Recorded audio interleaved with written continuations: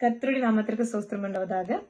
இன்னைக்கும் தேவன் எனக்கு கொடுத்த கதாபாத்திரம் 20 ஆண்டு இஸ்ரவேல்களை கொடுமைப்படுத்தின சிசேரா படைத்தளபதிய கொன்னவங்க தான்.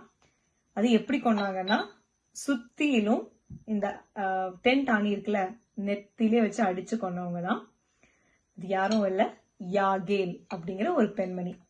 இவங்க கிட்ட இருந்து நான் என்ன கத்துக்கிட்டேன்னா, இவங்க இஸ்ரவேல் குலத்தை சேர்ந்தவங்க கிடையாது.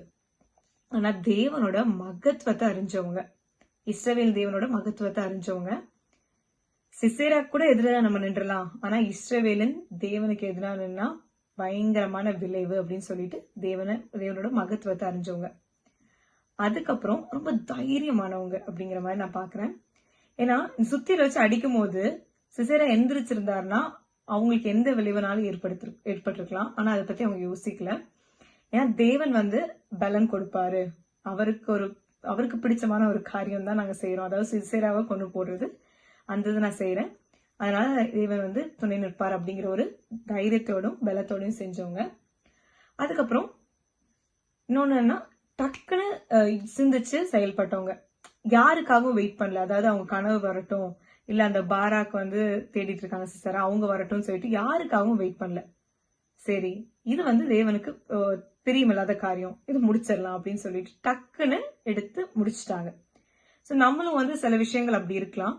ஐயோ, யாருக்காக வெயிட் பண்ணி அவங்க வருவாங்களா இவங்க வருவாங்களா அப்படின்னு சொல்லிட்டு நம்ம யோசிச்சுட்டு இருக்காம, இந்த காரியம் தேவன் நம்ம கொடுத்துருக்காங்களா, தேவன் நம்மளை பலப்படுத்துவாரு அப்படின்னு சொல்லிட்டு டக்குன்னு முடிக்கிறவங்களா இருக்கலாம் அப்படிங்கறத இவங்க கிட்ட இருந்து கத்துட்டேன்.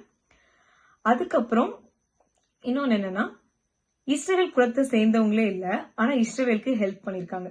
அதே மாதிரிதான் தேவன் நமக்கு வித்தியாசமான முறையில கூட நமக்கு உதவி கொடுப்பாங்க. இஸ்ரவேலை காப்பாத்திருக்கு இஸ்ரவேல் குலத்துல இல்லாதவங்களை பயன்படுத்தினாங்க. அதே மாதிரி நமக்கு தெரியாதவங்க கூட தேவன் நமக்கு பயன்படுத்தி நமக்கு ஒரு விடுதலை கொடுப்பாங்க. சோ இந்த காரியங்கள் தான் எனக்கு ஏசப்பா இதுல கத்து கொடுத்தது.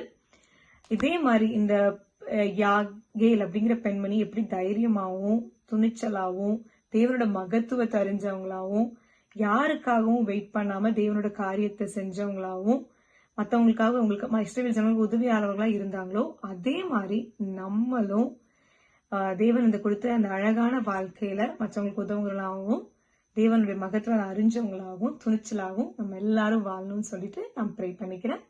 Okay, thank you.